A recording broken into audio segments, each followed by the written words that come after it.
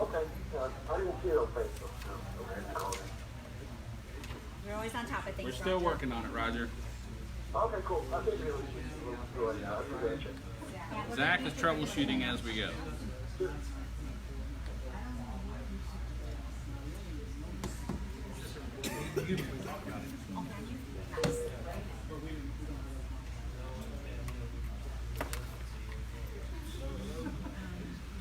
Christian County, Southwest Nebraska, Zach, Testing 1, 2, 3. I have not started this one. A little bit of a delay, but we're good. I have not started signing.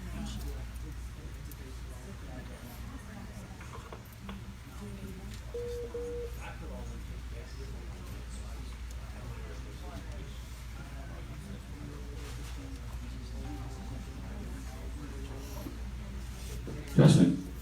Okay.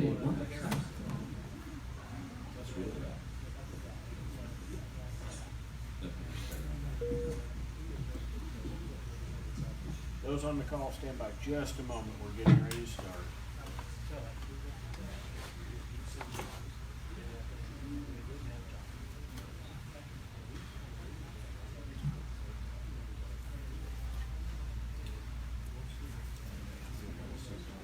Does the board need to sign this?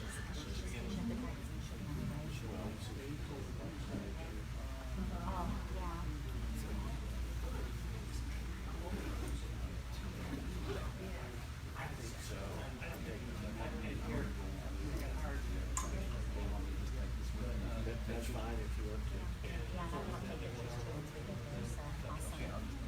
Awesome, thank you.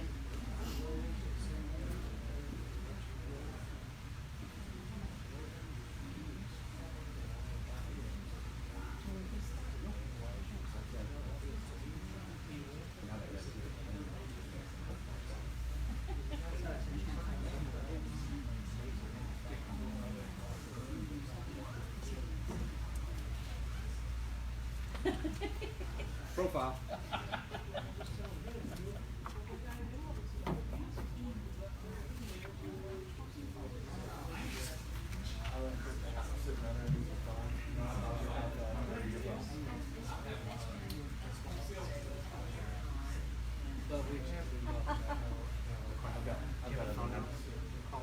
Yeah. 829 6430. It is.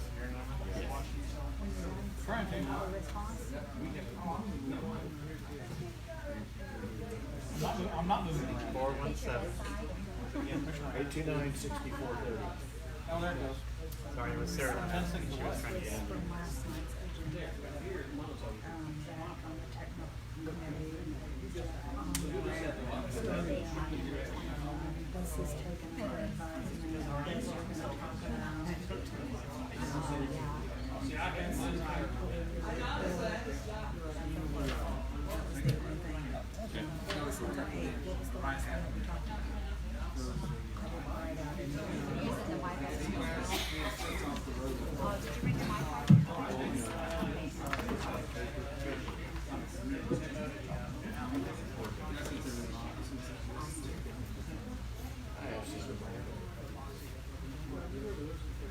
you're gonna talk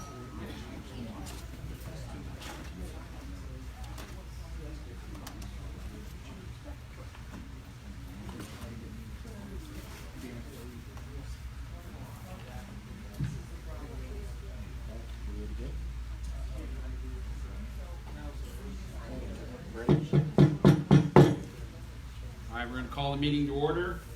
Thank you for being here at the quarterly Missouri MOAPCO membership meeting.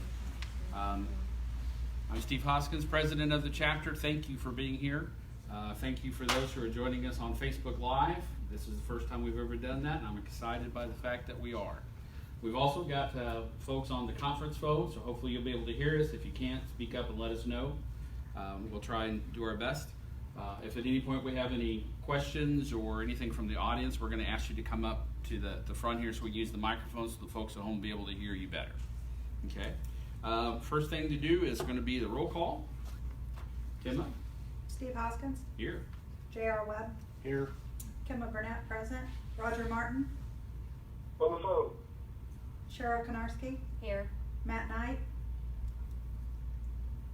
Matt is not with us. Andrew Bailey, Andy. Here. Andy. Don Moore. Don is not with us today. Sarah Lynn Hayes, Terry Lynn's on the phone. Stephen Cordy, Present. Angie. Here.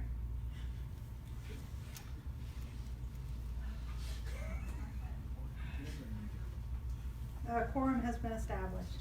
All right, thank you. First of all, like we talked about, this is the first time we've done Facebook Live, so hopefully it works out well for everyone. It's something we're hoping to continue to do every membership meeting, and one of the things that we wanted to do was start trying to leverage technology to make our association better. And we know that a lot of people are working today. They're back home covering the consoles, doing the things that we have to do and can't be here. So we wanted to try and make this available. When we're at the APCO conference this year, we have a presidents to presidents meeting that's kind of separate from the conference, where all the chapter presidents are available, come and meet together. We just talk about different topics and try to learn from each other. And one of the things I was excited about 2 years ago, and then we talked about it again this year at the president's president meeting, was the chapter in North Carolina.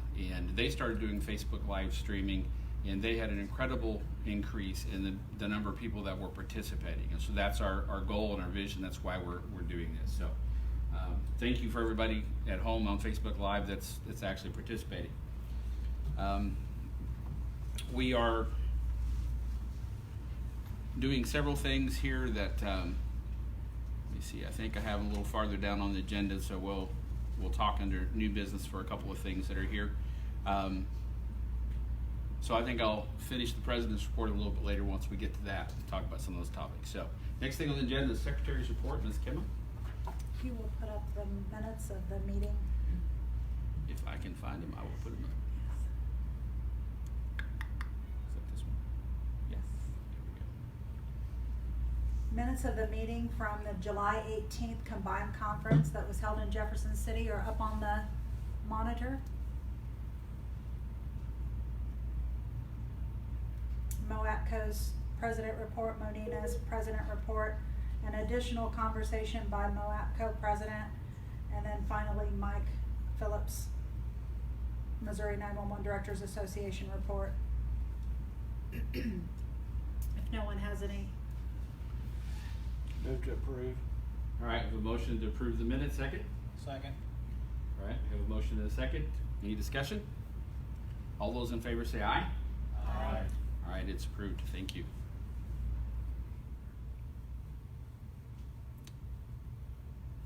All right. Is that something we can talk about? Yeah, on the agenda, I have listed total chapter members and new members in 2018. In the future, I'm going to put on PS Connect, and as well as part of the minutes, our total chapter members and year-to-date members for 2018. I don't have those numbers today, but that will be a future part of my secretary's report, and I don't have anything further. All right, very good. All right, next we're going to move on to the treasurer's report.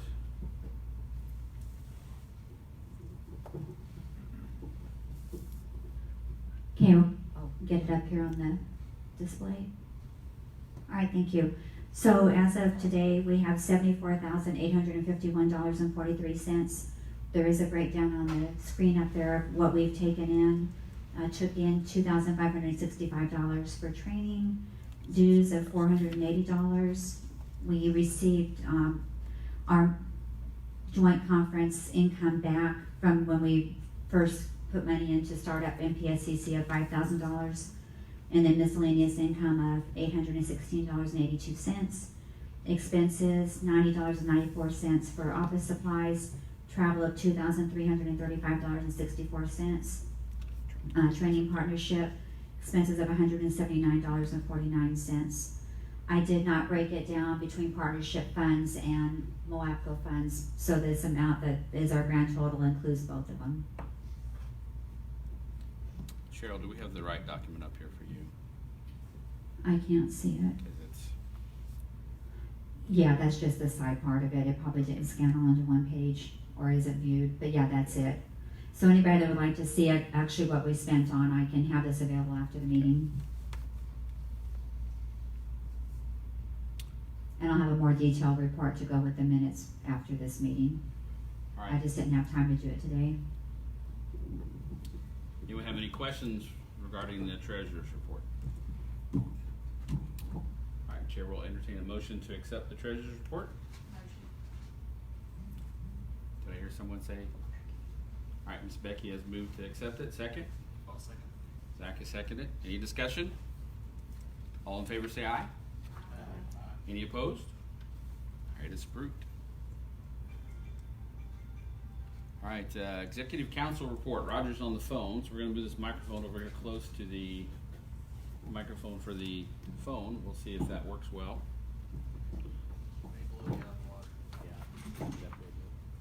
Okay, say something, Roger. Can you hear me? We can. Okay, cool. The Executive Council approved minor changes to the policy manual of APCO International in August.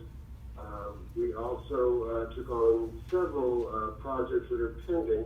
The one that I wanted to tell the quorum about was the Compassionate Care project. The Executive Board has given the Executive Committee a project to make sure that we're doing something for agencies that are hard hit by disaster, serious incidents that cause such stress upon 911 centers, or PSAPs nationwide. It's not for the individual. That would be, if the 401 is something for individual funding, it would be through the president of Missouri APCO and the other association presidents. But for APCO International to get a name, contact, a phone number, so that other chapters, other PSAPs could send tokens and cards to that PSAP to show that they're thinking about them and keeping them in their thoughts and prayers. So it's a little bit more formalization of what we've been trying to do the past couple of years with Compassionate Care. And it's, again, there'll be more information on it later, but for the forum now, if these events happen, I, as the Executive Council rep, will be the Northwest Region Executive Council representative, so I will post that information up to the organizations. So if we hear something, if I could be contacted either on PS Connect or personal email or phone call to let me know. Obviously, if I see it, I will try to make inquiries to see who would be a good contact. The goal is to provide compassionate care, give them some consideration, but also not to overwhelm them with the love, if you will, as we've seen so many times in the past. That is the Executive Board's critical or project for the Executive Council coming forward. The one that would most affect our membership. Okay, anything else, Roger? No, I will send out more information on this once it becomes available. The management committee of the Executive Council is working up some type of guidelines on it at this point.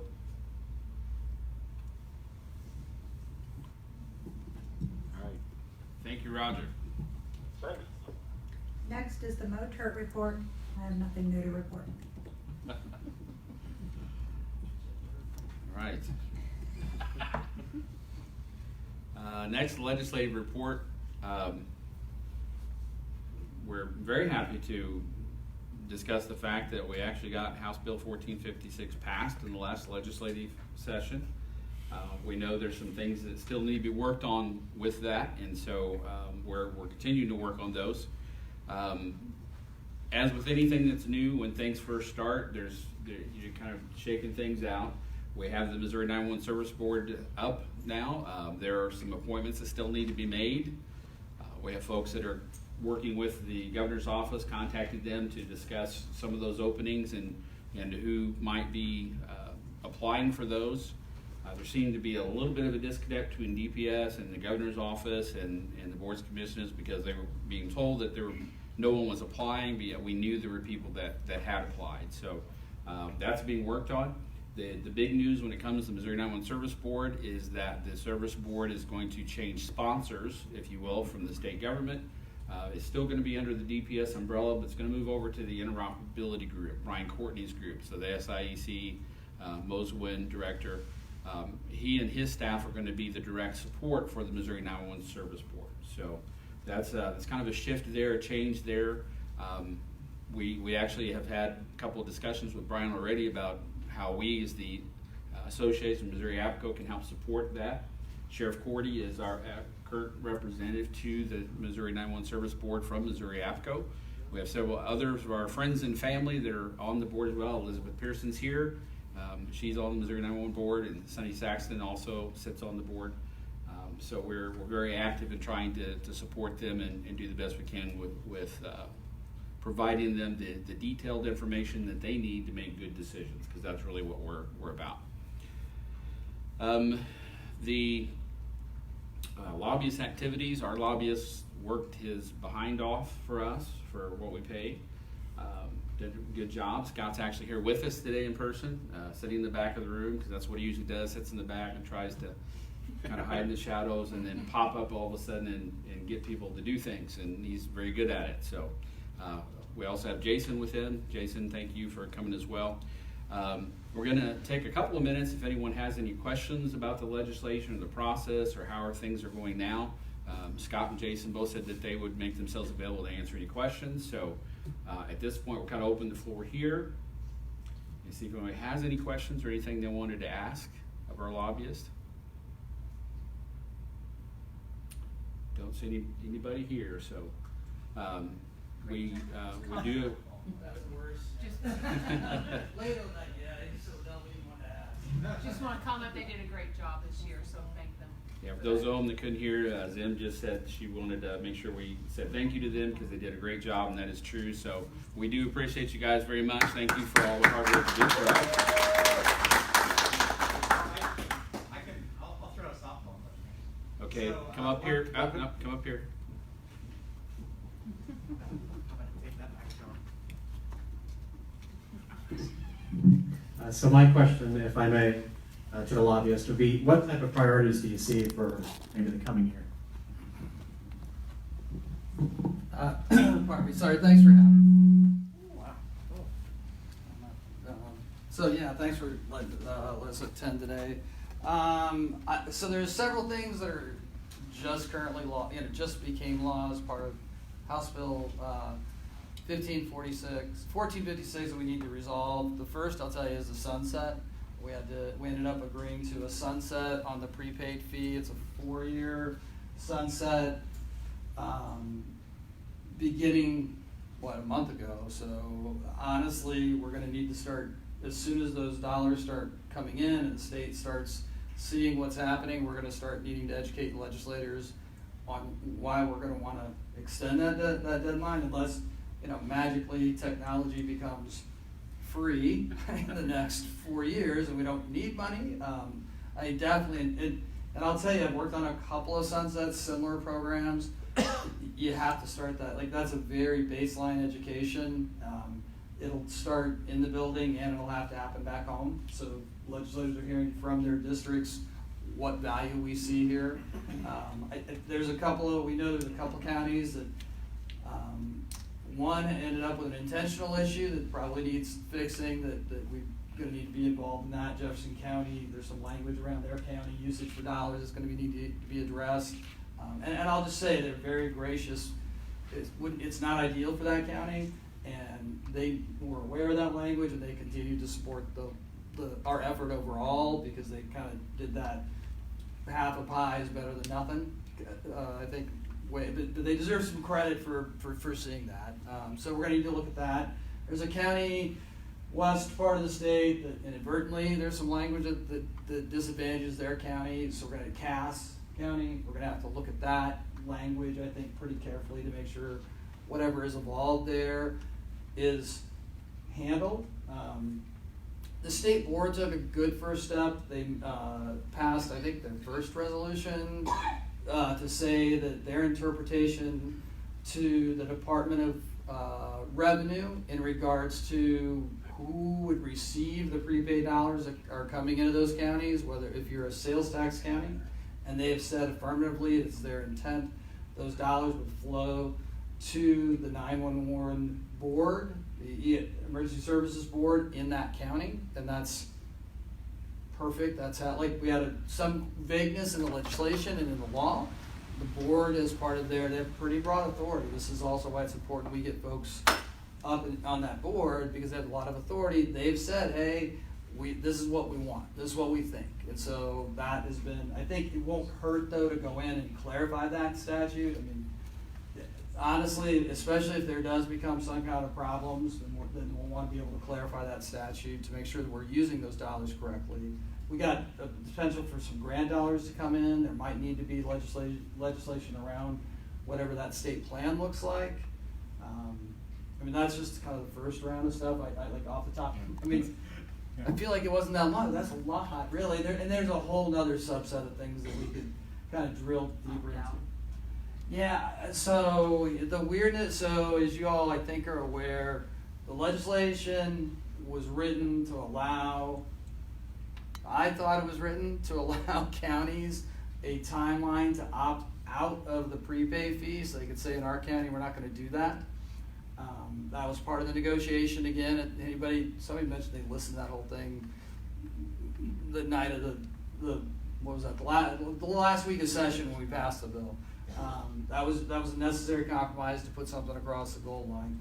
It's become more complicated because the revisers, I'm going to get technical. Some are interpreting that language meant, because of the way it was drafted, that deadline for opting out had already passed even before the bill became law, which a good constitutional attorney can explain to me how that's possible. But the intent clearly is drafted between myself, negotiated with the senator, and the Senate researcher, who is now the governor's director of policy. We all agree that opt-out deadline is in November. So I think it boils down to November 14th is the actual date. I know the state board has been working through that conversation. There's some legal questions around it, but I've had conversations as recently as Friday last week with the governor's council, not DPS, not the department's council, the governor's office, and they said, our intent clearly is, and you ask any legislator, that date would be in November. Now, again, there's a little also vagueness around who might be able to opt out, and if that thing gets all messed up, we may have to address that statutorily. My hope is it actually plays out fine here over the next 5 months, and there's only one opportunity. You don't get to go back and opt out again, I guess, or later. So my hope is we don't have to mess with that, but it's entirely possible.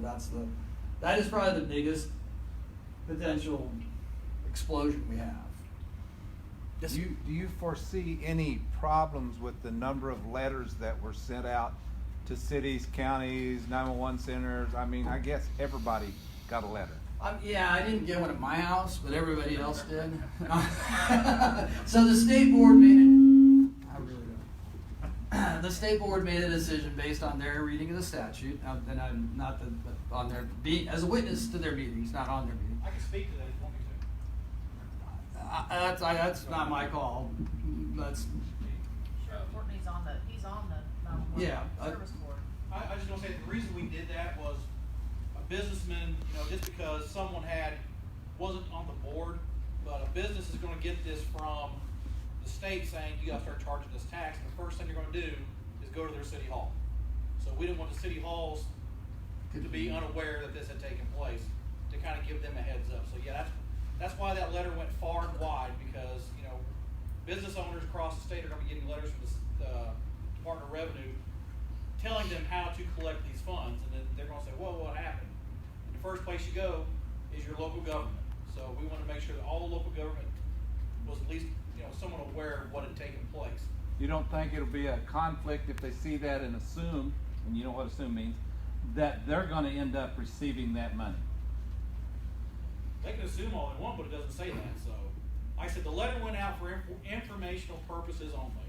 Because like I said, the letters are gonna come to the businesses from the Department of Revenue, explaining to them what their requirements are. And yeah, I mean, from our perspective, I mean, I would have loved to see the letter just go to a smaller group, but, you know, but I understand the board's reasoning. It made some, you know, like, I mean, I make some sense. I mean, my world's pretty small. I keep it that way because I can understand it. But my concern is, yeah, we get, you know, the city of, I need a good city, Herculean, or whatever, whatever. Herculean, is that a place? I don't know, you know. And they send a letter to the Department of Revenue, or DPR, and so that board says, yep, we want out. I actually don't know what we do at that point. Why would they want to opt out? I want to know that. So I think so there were a couple of rationales. One would be some people see this as a regressive tax.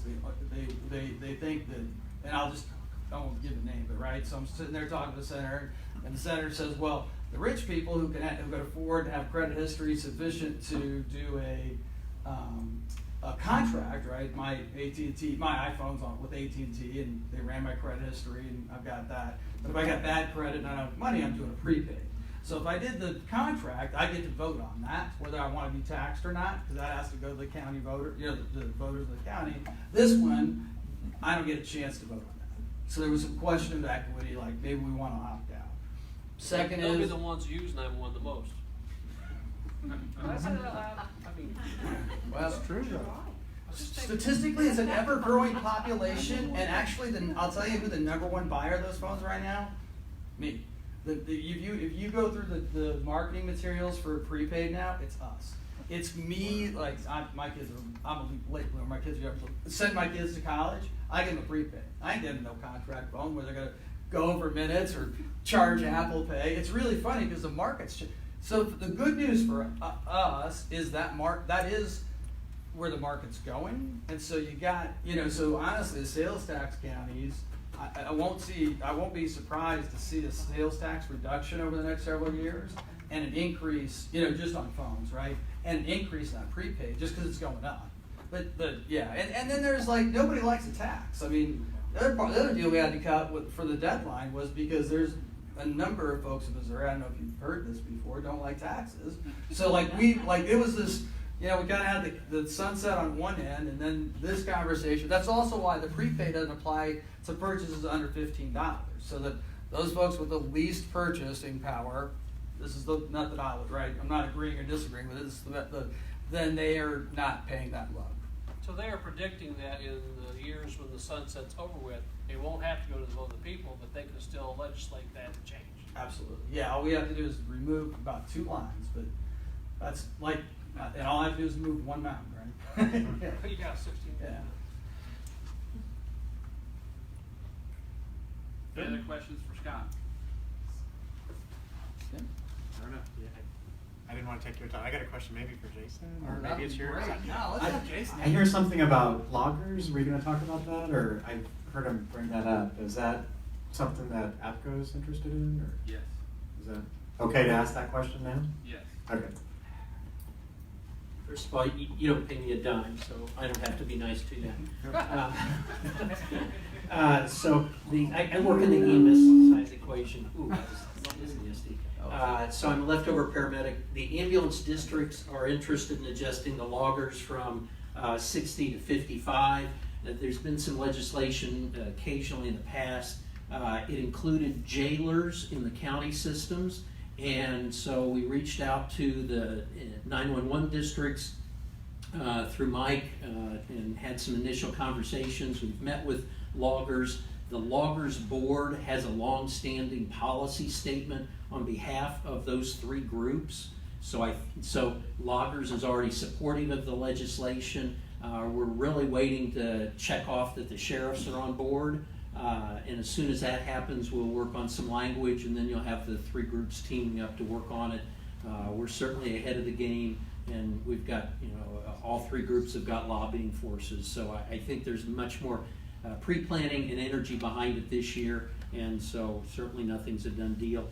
As we get closer, I think I would advocate that we're probably going to ask service entities that are emergency services districts to do the math and sort of calculate what the cost impact would be. So when you're talking to your legislators on behalf of passage, many of them are going to go, well, this doesn't have a fiscal impact on the state, but it will have a fiscal impact in Berry County if you're going to take it to the voters. So what will that mean? And that's always been something we've been lax in doing. So helping people do that math, I think, is going to be important.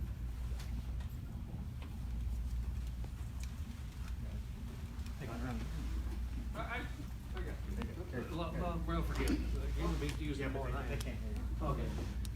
Surcharge counties, when they get ready to try to go out for a vote to pass to get the wireless tax, what is the path that we will have to take to get that?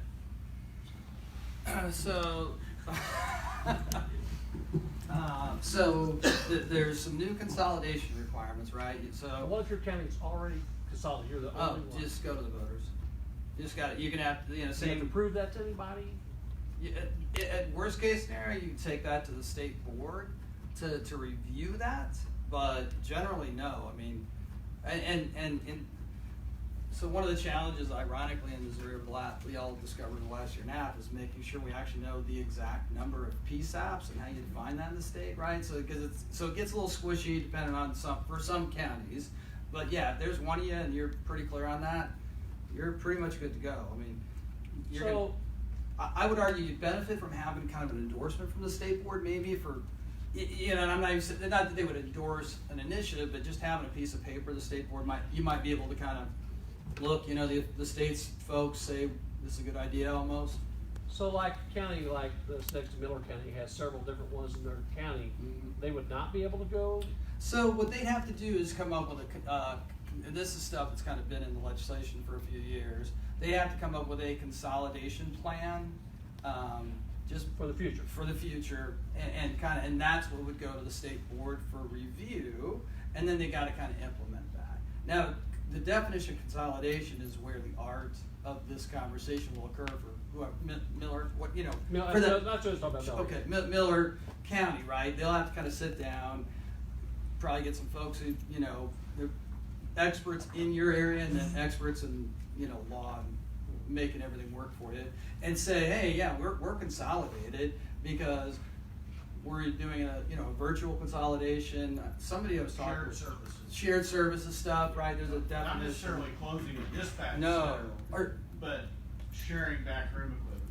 Yeah, and I only asked that for the counties that are not consolidated, so I want to make sure they. Yep. No. I'm sorry. It's a really pertinent question. It's good because that's like you have to figure out the definition of shared service and how that looks in your county. It could be, like, hey, we are going to all, move in. We got a county that just passed a sales tax recently, and they're kind of doing that consolidation just because of the funding, there on this side. Now, if they did that next year, they'd have to go through the same exercise. But the definitions, I think, are pretty workable. There's stuff that, it's that language actually is kind of. But through that, the county commission, the way I read it, the way my lawyer did too, the county commission can put it out for a tax and not design a sales tax board. They could just do it through the county for the sales. That's probably on that list of questions we want to look for.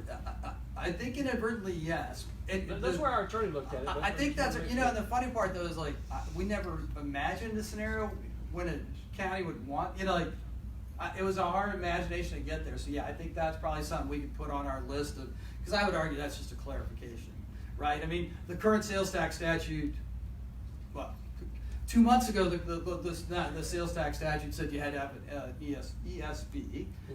That was our intent for that to continue moving forward in the future. So we would just have to. I think that would actually is a pretty easy fix, just to clarify that.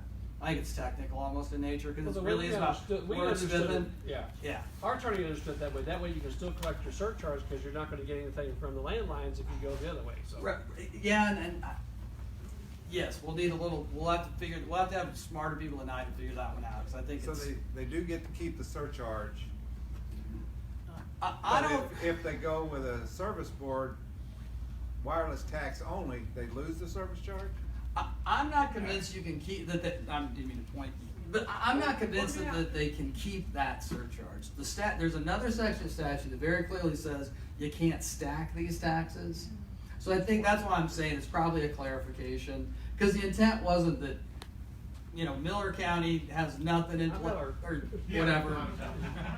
Steve's house, we're gonna tax it 911 once, and over your place, we're gonna tax it twice, right? The intent of the law was you really only pay one 911 tax, right? I mean, we may have to clarify that, because I'm not 100% in agreement that a county could do even that second part, keep the surcharge and do the sales tax. So the sales tax is not just on sale of cell phones, it's gonna be Nope. pure white It's tax. exactly I'm not like, talking about sales tax, I'm talking about if the tax on the, prepaid? on the wireless. the If you wireless go for a fee. tax on wireless, can you keep On the any surcharge? device. So it's, you don't keep the I surcharge, but it apologize. goes to a flat rate for any device. I am sorry. Landline or cell phone. Yeah, I apologize, I was hung back up on the other. Okay, I want to clarify. Yeah, because that's $1. You can go for it, That it's makes a $1 lot more on sense. there. Okay, yes, that's. My guys don't want everything, so I want to make sure I kind of know what you're talking about. I should have drank before I came. So really, Yeah, so that when one.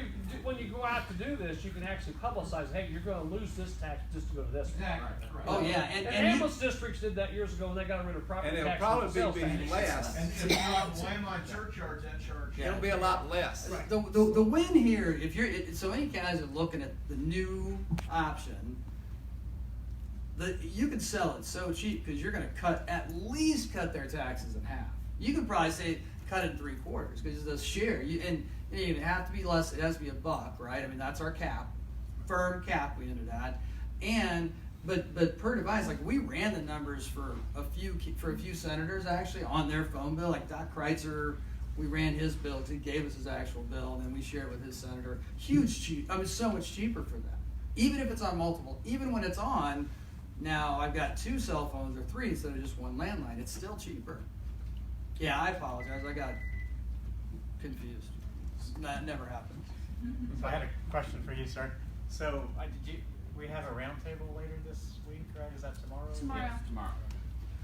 We can go in more in depth in these discussions. Okay. That one's on Jay tomorrow morning.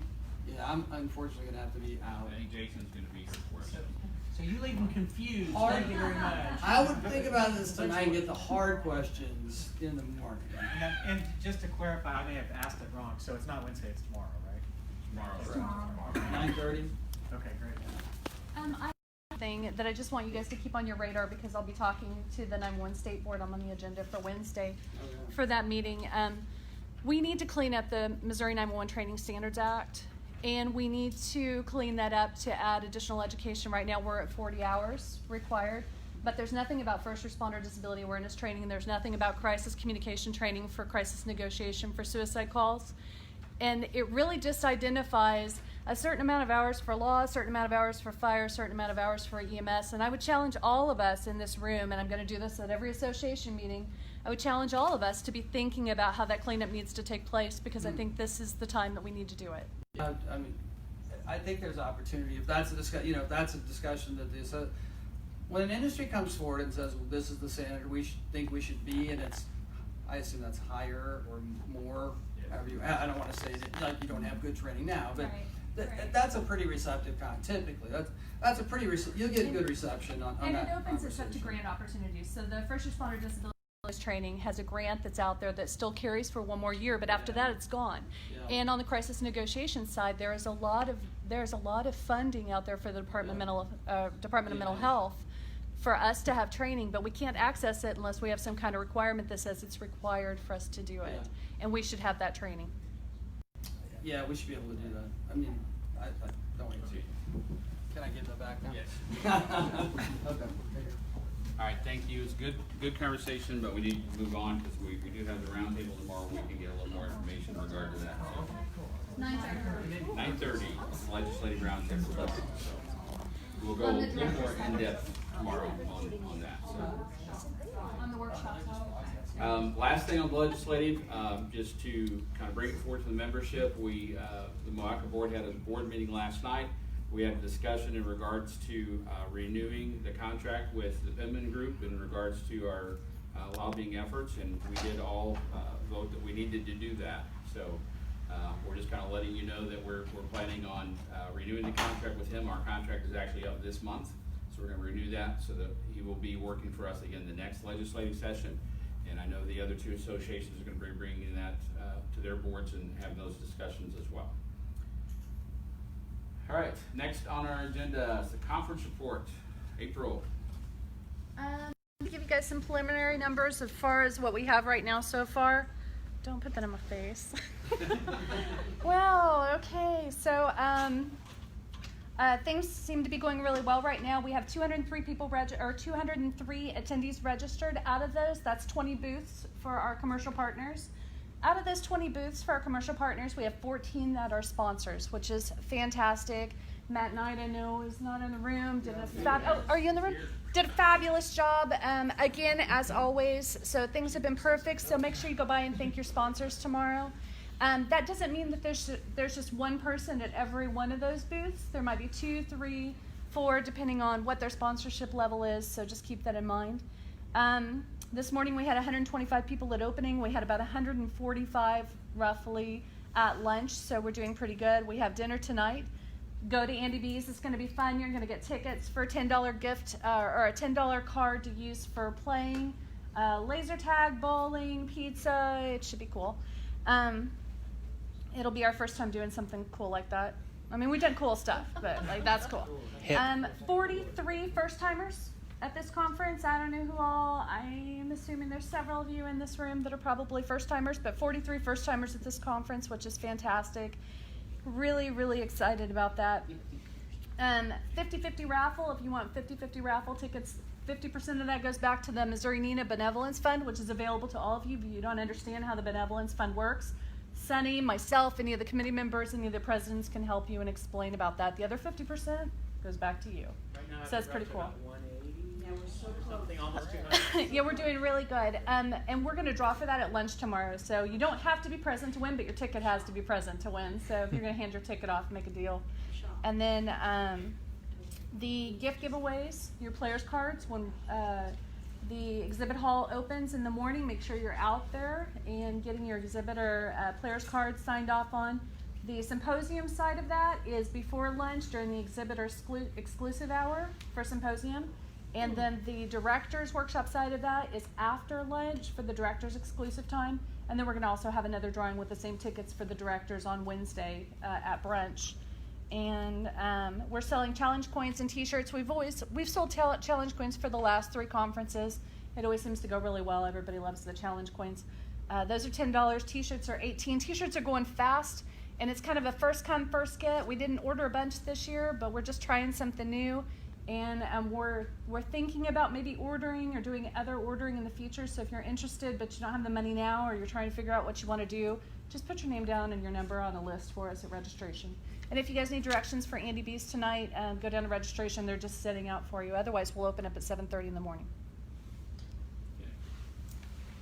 All right, thank you, April. Next, the State Fair report. Cheryl, are you doing that? Yeah. Thank you. So I just want to thank everybody that helped at the State Fair this year. We got all but one day covered at it, so that's really amazing. And to take the time from your agency to go do that, we really appreciate it. We got some feedback from those that did attend, some thoughts about redoing the backdrop that we put out there, making it a little more professional, which means that we need to put some more money into it if we want to do that. Because right now, Mary did that. She did a fantastic job with the resources that she had, but we didn't really give her any funding to help with that. So if that's something we want to make look more professional, we're gonna have to put some money in to be able to do that. So I just want to put that thought process out there as well. And then again, we'll be looking next year for agencies that can come out and help with that. All right, thank you, Cheryl. All right, next under new business, some appointments that we've made. We had some openings. Number one was the chapter historian. Janet Silvas was our previous chapter historian. She's getting ready to retire this next year, so she asked to be able to step down from that position. Jeff Holman is agreed to be our chapter historian, so he's been appointed as the chairman of the historical committee. He does need some help on that committee, so if you're interested in helping with that, if you if you would like to help him with that. That's hilarious. I didn't say that loud. Next, we had a vacancy in the Southwest region for the regional ambassador. Andy Bailey has been appointed to fill that position. So Andy, this is his actual first meeting on the board. So welcome, Andy. Thank you for agreeing to do that. 5-minute acceptance speech. No acceptance speech. We don't have time today. And then we're going to formally create a technology committee. The technology committee is going to be chaired by Zach, who's actually doing our Facebook Live for us this afternoon, and been doing a great job helping us at the conference with our technology issues. And the goal for the technology committee is twofold. What we've talked about, and the board approved this last night in our board meeting, is that we want them to do two things. One is to look for ways to leverage new technology to help us become a better association. So this Facebook live streaming is an example of that. Also, you noticed we didn't have a paper sign-in sheet for you today. We had a tablet for you to go in and sign in. Those are the kind of things we're talking about. And then secondly, for that committee, which Zach needs to have your help to grow that committee, because right now it's a committee of one. Zach is the committee. Committee of two. You already recruited somebody. Good job. So, do they know it? The second goal for the technology committee is to kind of keep an eye out. We want to make a point of contact for you guys. So you hear about a new technology for our industry, and you're wondering about that, and you want somebody with a technical background to look at it, so they can give you an opinion to go, hey, that's really cool technology that's coming in. We got to look to see how's it going to apply, how's it going to work with our current stuff. You know, is it going to be something that's feasible for us to afford? Those kind of things. We want our technology committee to start kind of filling that role for you. So if you have questions about new technology, or you've heard about something, or you heard about new technology and you want us to bring a demo to the next conference, something along those lines, the technology committee is going to be that point of contact. So that's our goal for them. So Zach, welcome aboard. Thank you for being the chair of our technical committee. And turn around and show everybody your face, and so they'll know who you are. There you go. Those are on Facebook Live. So thank you, Zach. We're using technology. Exactly. Our technology is improving as we speak. So next thing on the agenda was life membership. We just wanted to bring it to the attention that Dan Rowden, who recently retired from our profession, we have the board voted on that to give him a life membership on our chapter. So Dan has become a life member of our chapter, and we're hoping that in the spring conference that maybe Dan will actually join us so we can formally present him with that. So those who know Dan, start getting him primed to come in the spring so we can do that for him. So old business bylaws, we realized that even though we had in the previous meeting we had come to you with bylaws changes we proposed, and the membership quorum did vote on that, we got distracted and we never posted those. So we're going through making some corrections on some typos and things we found in the actual document, and then those are going to be posted on PS Connect and in the library there. So financial institution update. This is to let you know we're still waiting to see what we want to do with our banking institution. We had some issues with the financial institution we currently use that we were considering looking to see what else is out there. I also wanted to see what was available to us to have some kind of interest-bearing account. It didn't make any sense for us to have this money sitting in the bank and we're not getting any kind of interest at all on that. So we're going to continue to explore that. We've narrowed it down to 2 or 3 institutions. We're going to kind of talk to them, let them give us some information about what they think they can do for us as a nonprofit organization, and we'll bring it back to you to kind of let you know what we found out. And then last, we are still considering doing an online store. There's a lot to that we have to consider.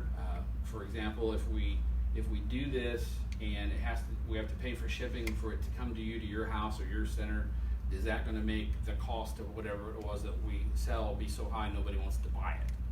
So we're still looking at that. one of the things we're talking about doing is basically trying to get a little more of our MOAPCO name brand out there, looking at ball caps, t-shirts, those kind of things. As you can see from what April said earlier, the t-shirts have gone very well here at the conference. And so we're trying to find a way that we can do that inexpensively, that we can keep things up to date and not require a lot of work. Because none of us, we all have full-time jobs. None of us can sit around and actually oversee a web store and every day and take care of that. So, That's kind of Zach's job. well, I just found out about it yesterday. Other duties as a sign. other duties as assigned. So, okay, and that's it for the old business. Unless anybody else from the board has anything else they want to bring forward, then the chair will entertain a motion to adjourn. I'll make a motion to adjourn. Second. All right, it's been moved and seconded to adjourn. So all those in favor? Aye. Aye. Thank you for those on Facebook Live. Thanks for on the phone, and we will talk to you next time we have a meeting. See you guys at Andy B's. Make sure you have your ticket too to get in. Good.